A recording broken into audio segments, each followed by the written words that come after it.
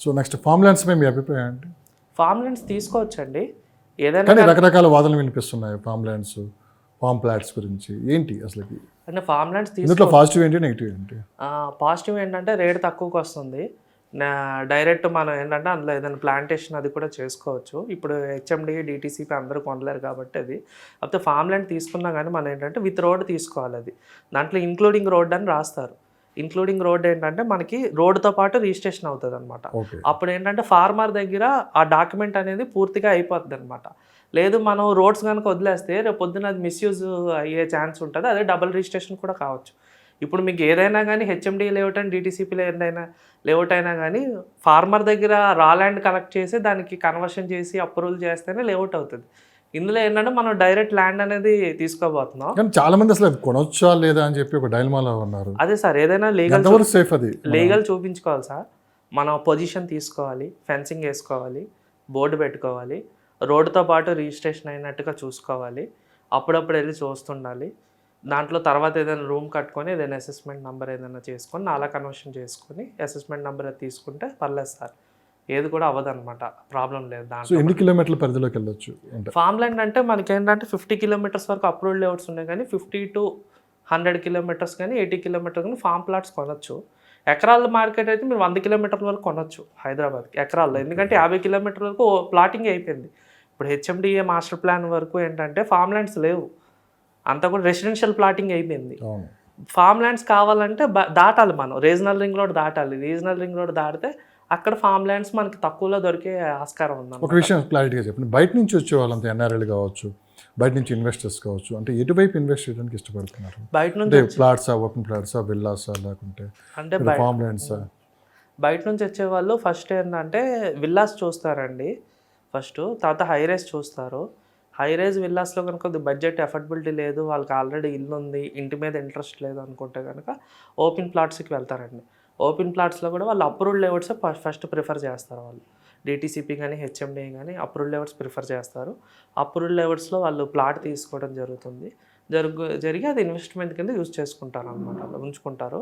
తర్వాత ఫ్యూచర్లో ఇల్లు కట్టుకుంటారా లేదా వాళ్ళు అక్కడే, అది వాళ్ళ మీద డిపెండ్ అయి ఉంటుంది అనమాట. కానీ రిటర్న్స్ అయితే గ్యారంటీగా ఇస్తున్నాయండి, ఎందుకంటే ఇండియాలో మేము అన్ని మెట్రో సిటీస్ తిరిగాం కదా. హైదరాబాద్కు ఉన్న కనెక్టివిటీ, హైదరాబాద్కు ఉన్న క్లైమేట్ కానీ, హైదరాబాద్లో ఉన్న ఫుడ్ కానీ, హైదరాబాద్లో ఉన్న పీపుల్ కానీ ఏ సిటీలో కూడా లేదండి. అది రేట్లు కూడా రీజనబుల్ రేట్స్ చూసుకుంటే చిన్న చిన్న ఊర్లోనే లక్షలు, బెంగళూరు, చెన్నైతో పోల్చుకుంటే చాలా రీజనబుల్.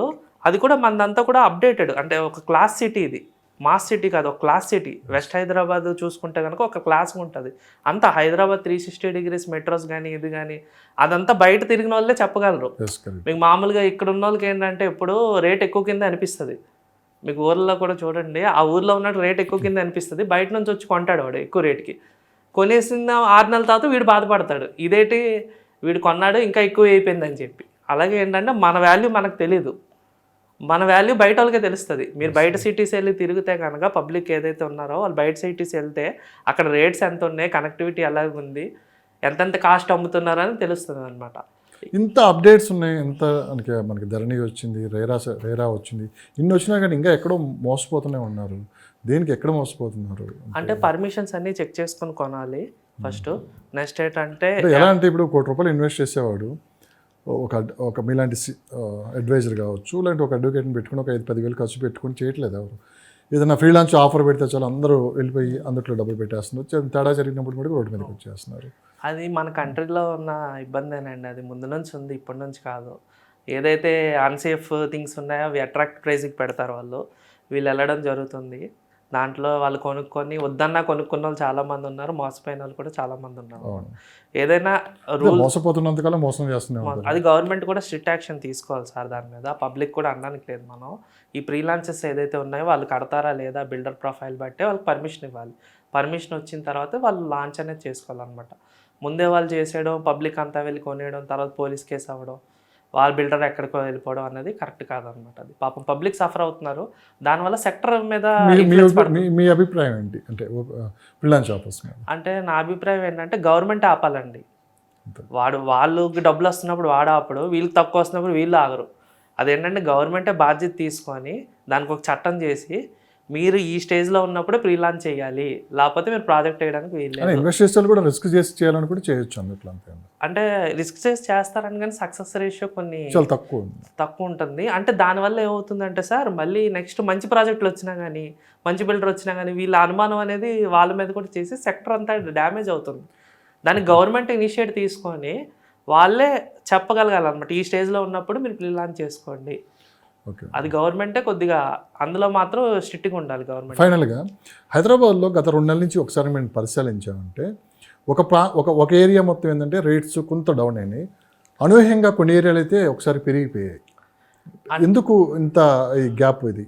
అంటే జనరల్గా ఏమవుతుందంటే కొన్ని చోట్ల ఆల్రెడీ రేట్స్ ఎక్కువ ఉన్నాయండి హైదరాబాద్లో కూడా. వాస్తవానికి అంటే వెస్ట్లో కొన్ని ఏరియాలు కోట్ల మీద, స్క్వేర్ యార్డ్స్ లక్షల మీద కాదు కోట్ల మీద ఏదైతే ఎకరాలు వెళ్ళాయో అవి కూడా కొద్దిగా కరెక్షన్ అయ్యే ఛాన్సెస్ అయితే ఉన్నాయి.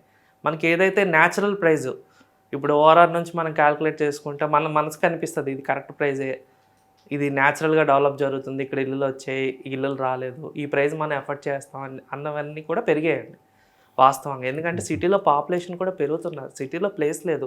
ఇప్పుడు రేవంత్ రెడ్డి గారు కూడా విజన్ ఏంటంటే ఆయనది ఓఆర్ఆర్ నుంచి RRR మధ్యలో కూడా శాటిలైట్ టౌన్షిప్స్ డెవలప్ చేసి దానికి ఒక బస్సు కానీ మెట్రో కానీ కనెక్ట్ చేసి అక్కడ government hospitals, government schools connect చేసి పోలీస్ స్టేషన్ బయట నుంచి వేరే డిస్ట్రిక్ట్స్ నుంచి వచ్చే వాళ్ళందరినీ అంటే ఓఆర్ఆర్ బయటనే కొన్ని సిటీస్ డెవలప్ చేసి అక్కడే ఆపేయాలి, అంటే సిటీ ఇంకొంచెం ఎక్స్పాండ్ చేయాలని చెప్పి కూడా ఒక 11 సిటీస్ డెవలప్ చేస్తున్నారు. 2 పైలట్ ప్రాజెక్టులు కూడా స్టార్ట్ అయ్యాయి. అవును సార్, అది కార్పొరేషన్స్ అనుకుంటా, మున్సిపాలిటీస్ ఏదో 11 అని చెప్పి అన్నారు.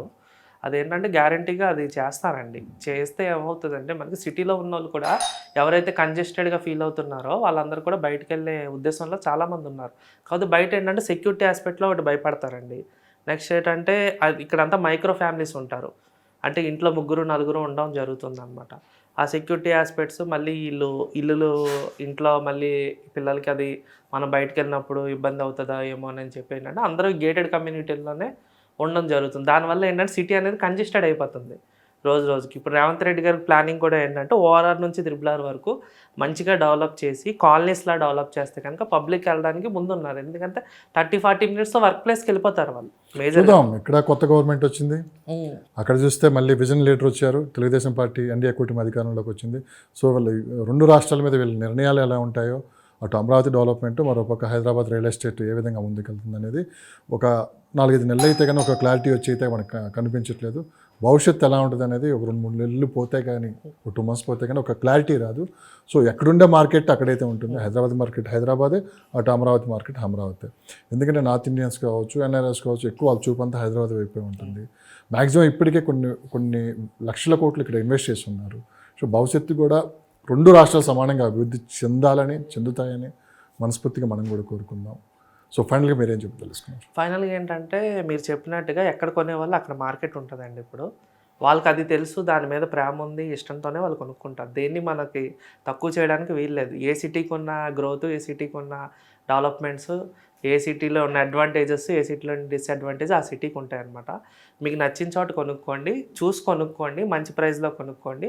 ఎక్కడ కొనుక్కున్న గ్రోత్ అనేది ఉంటుంది. మీరు ఇప్పుడు అమరావతి కానీ, హైదరాబాద్ కానీ, వైజాగ్ కానీ ఏ సిటీలో కావాలంటే ఆ సిటీలో కాకపోతే అక్కడ చూసి ఇన్ఫ్రాస్ట్రక్చర్ ఏంటి, డెవలప్మెంట్ ఏంటి, ఇవన్నీ చూసుకొని కొనుక్కుంటే కనుక గ్యారంటీగా ఉంటుంది. ఇప్పుడు బెంగళూరు తీసుకుంటే కనుక నార్త్ ఇండియన్స్ అందరూ బెంగళూరులో ముందు ఎక్కువ కొనేవారు. ఇప్పుడు అక్కడ కంజెస్టెడ్ అయిపోయింది, టైట్ అయిపోయింది, పొల్యూషన్ అయిపోయింది. మనం వచ్చిన వాటర్ ప్రాబ్లం కూడా ఒకసారిగా వాటర్ ప్రాబ్లం కూడా రివర్స్ అయ్యి వాళ్ళందరూ హైదరాబాద్ వైపే చూస్తున్నారు ఇప్పుడు ఎక్కువ. ఎందుకంటే బెంగళూరు దగ్గర మనకి 8 hours వందే భారత్ ట్రైన్ ఉంది, ఫ్లైట్స్ ఉన్నాయి, ఎయిర్పోర్ట్ కూడా బెంగళూరు హైవేకే ఉంటుంది, అక్కడ ఎయిర్పోర్ట్ కూడా హైదరాబాద్ హైవేకి ఉంటుంది, దేవనహల్లి ఇంటర్నేషనల్ ఎయిర్పోర్ట్.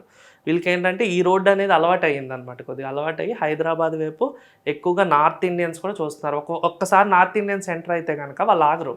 ఒకళ్ళ కమ్యూనిటీ ఏంటంటే చాలా పెద్ద కమ్యూనిటీ, వన్స్ కనుక వాళ్ళు ఆ సిటీ మీద కనుక ఇంట్రెస్ట్ చూపిస్తే వాళ్ళ పాపులేషన్ ఎక్కువ పెరిగే స్కోప్ ఉంది. వాళ్ళు కూడా మంచి కమ్యూనిటీ కనుక అవుతుంది అన్నమాట. కొద్దిగా పాష్ కల్చర్ అవుతుంది, ఇంకా పాష్ కల్చర్ అవ్వదు. అంటే నాయకుల మీద ప్రేమ ఉంటుంది కానీ ప్రేమ అంటే వాళ్ళ మీద అభిమానం చూపిస్తున్నారు కానీ ఇన్వెస్ట్ విషయంలో మనకు ఖచ్చితంగా ఎక్కడ గ్రోత్ ఉంటే అక్కడే ఇన్వెస్ట్ చేస్తారు. అంతేలేండి, రాజకీయ నాయకులకి అసలు దీనికి ఎటువంటి సంబంధం లేదు.